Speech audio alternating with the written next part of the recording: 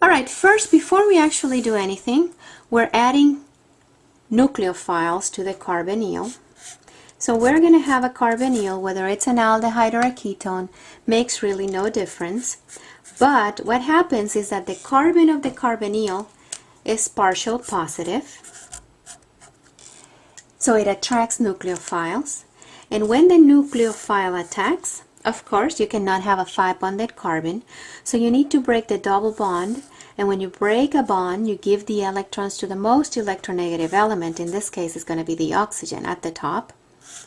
And you're going to now get a nucleophile attached to a tetrahedral carbon. And at the very top, I have an oxygen that right now it's negative.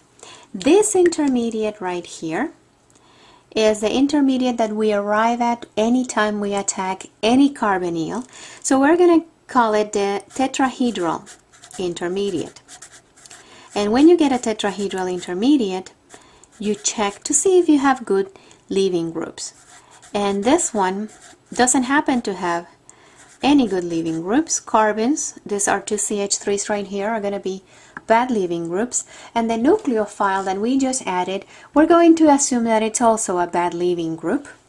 So since you don't have any bad leaving groups in solution, then the oxygen is going to pick up a proton from water or from maybe hydronium if you add a little bit of acid. So it picks up a proton and we end up with an alcohol. So that's what we're going to see in these reactions when we attack the carbonyl of the ketones and the aldehydes. The first reaction we're going to do is a reduction with lithium aluminum hydride. And lithium aluminum hydride has 4 hydrides and it's a very strong reducing agent. When you actually use lithium aluminum hydride, you have to keep water out of it. So the first step, you just add the lithium aluminum hydride in an ether solvent. And then at the very end of the reaction, you're going to do what I like to call the quenching, people like to call workup. But we're going to be adding water. And that's where the hydrogen on the oxygen is going to come from. So the hydride is going to be a hydrogen that has 2 electrons. And a simplified mechanism, of course, would be a hydride attacking the carbonyl, forming the tetrahedral intermediate. And if you form the tetrahedral intermediate in this particular case, you would have 2 carbons, or maybe a carbon and a hydrogen, and we just added the hydride. This is the hydride from the lithium aluminum hydride, and then nothing can leave. So the next step would be when we add the water at the very end, the oxygen picks up a proton from the water. So this hydrogen right here on the oxygen came from the water. This hydrogen came from the lithium aluminum hydride. Now this is a very simplified mechanism that doesn't take into account what the aluminum or the lithium are doing. But we also have a second hydride reagent, not as strong as lithium aluminum hydride, but quite useful nonetheless. It's sodium borohydride. We have seen it before in 3331, but now it's a much easier reducing agent to use. I don't need to have 2 different steps, and I don't need to have syringes for this reaction. Sodium borohydride can be used in an alcohol, and we see exactly the same thing. The hydride is going to be attached to the carbon, and this hydrogen right here came from the alcohol. So whatever alcohol you're using, it's gonna provide the hydrogen that goes on the oxygen. So we have 2 reducing agents: lithium aluminum hydride, incredibly strong reducing agent. Sodium borohydride is only good for ketones and aldehydes. So in that sense, it's a selective reducing agent. I have some examples right here just to make sure that we understand that lithium aluminum hydride and sodium borohydride react with carbonyls. So I have a double bond right here on the left. I am not going to be touching the double bond, it's going to remain in place. Lithium aluminum hydride can only reduce the ketone. This is a ketone, so I reduce a ketone to a secondary alcohol. This is another ketone. I'm using sodium borohydride. Notice that I still have an alcohol. This one is ethanol, but all I'm going to be doing is reducing the carbonyl. I'm not going to touch anything else in the molecule. The one at the bottom is an aldehyde. And notice that I have an alcohol on the left. Lithium aluminum hydride can only reduce the carbonyl. So it will take that aldehyde to the primary alcohol. So aldehydes are reduced to primary alcohols. Ketones are reduced to secondary alcohols, and we have two examples of that. Alright, this is one of my favorite reactions. It's the addition of a Grignard or an organolithium, if you have it, to a carbonyl.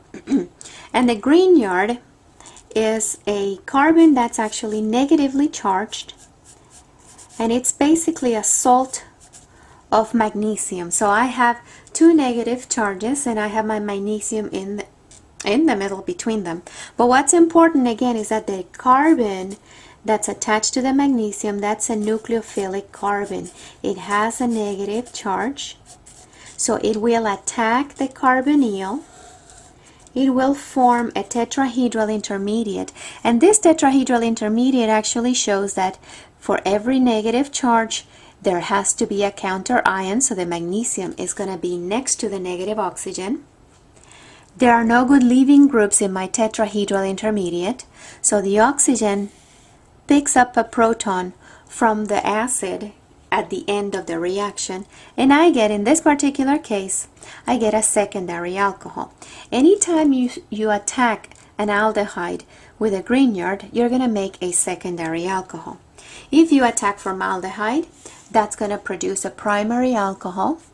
If you attack aldehyde, secondary alcohols. And if you attack a ketone, you're going to get a tertiary alcohol out of that reaction. All right, let's do a couple of problems in here. Let's attack formaldehyde. Formaldehyde is your most simple aldehyde, and you can attack it with Grignards or organolithiums. So I'm going to use phenyl magnesium chloride. And again, the carbon that's attached to the magnesium, this is a nucleophilic carbon. So it's going to attack the carbonyl, form a tetrahedral intermediate. And the tetrahedral intermediate, I have two hydrogens attached to it, to the carbon. And I just attached a benzene ring to it. It doesn't have any good leaving groups. It has two hydrogens, terrible leaving groups, and a phenyl group. It just came in. Let's not kick it out. So when you quench the reaction, when you're working it up with water or maybe hydronium, the oxygen is going to pick up the hydrogen from the water, and that's going to give you your, in this case, primary alcohol.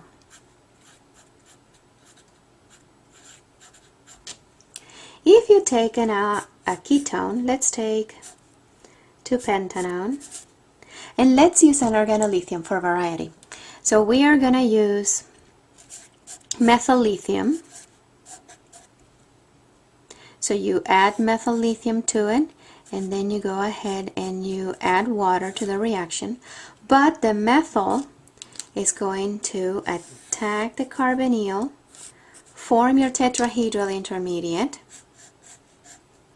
I just added a second methyl, so now I have two methyls. My oxygen is negative.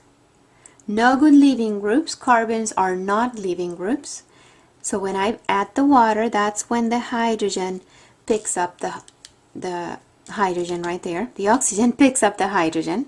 And this one right here is a tertiary alcohol.